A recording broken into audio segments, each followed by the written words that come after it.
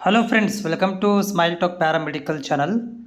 Friends, ಈ NEET ವತಿಯಿಂದ ಅಥವಾ ಏನು ಒಂದು ಆರೋಗ್ಯ ಮತ್ತು ಕುಟುಂಬ ಕಲ್ಯಾಣ ಇಲಾಖೆ ಇವರ ವತಿಯಿಂದ ಏನೋ ಒಂದು ಗೈಡ್ಲೈನ್ಸನ್ನು ಬಂದಿದೆ 2026ರಿಂದ ಅಲೈಡ್ ಹೆಲ್ತ್ ಸೈನ್ಸ್ಗಳಿಗೆ, ಅಲೈಡ್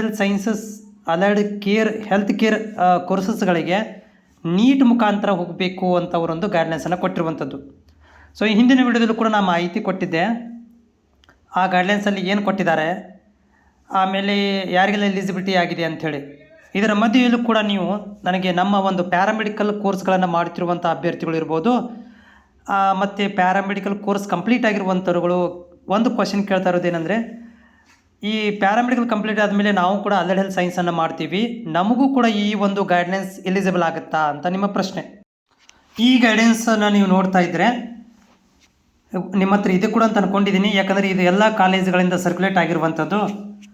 ಇದು ಏನಂತ ಸರ್ಕ್ಯುಲೇಟ್ ಆಗಿದೆ ಅಂತಂದರೆ, ಪ್ಯಾರಾಮೆಡಿಕಲ್ BSc ಪ್ಯಾರಾಮೆಡಿಕಲ್ ಆದವ್ರಿಗೆ ಇನ್ಮೇಲಿಂದ ಪ್ಯಾರಾಮೆಡಿಕಲ್ ಮಾಡಬೇಕಂತಂದರೆ ಇನ್ಮೇಲಿಂದ ನೀಟ್ ಎಕ್ಸಾಮ್ ಕಂಪಲ್ಸರಿ ಅಂತ. ಇದು ಡಿಪ್ಲೊಮಾ ವಿದ್ಯಾರ್ಥಿಗಳಿಗೆ ಅನ್ವಯವಾಗುವುದಿಲ್ಲ ಫಸ್ಟ್ ಆಫ್ ಆಲ್. ಯಾಕಂದರೆ ಇಲ್ಲಿ UG ಮತ್ತು PG ಅಂತ ಕೊಟ್ಟಿದ್ದಾರೆ. ಆಮೇಲೆ ಇದು ಯಾರಿಗೆ ಅನ್ವಯ ಆಗುತ್ತೆ ಅಂದರೆ, ಲ್ಯಾಟ್ರಿ ಎಂಟ್ರಿ ಅಭ್ಯರ್ಥಿಗಳಿಗೆ ಇಲ್ಲಿ ಎಲ್ಲೂ ಕೂಡ ಮೆನ್ಷನ್ ಮಾಡಿಲ್ಲ. ಇದು PUC ಕಂಪ್ಲೀಟ್ ಆಗಿರುವಂಥ ಅಭ್ಯರ್ಥಿಗಳಿಗೆ ಮಾತ್ರ.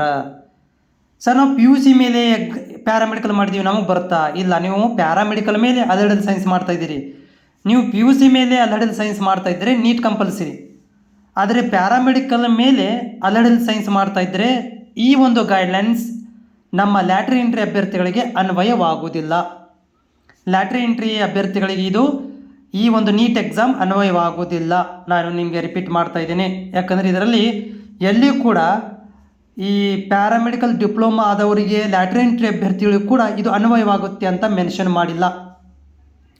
ಈಗ ನಾವು ಕಾದು ನೋಡಬೇಕಾಗತ್ತಾ, ನಮ್ಮ ಕರ್ನಾಟಕ ಇದು ವೈದ್ಯಕೀಯ ಶಿಕ್ಷಣದವರು ಏನು ಮಾಡ್ತಾರೆ ಮುಂದಿನ ದಿನಗಳಲ್ಲಿ.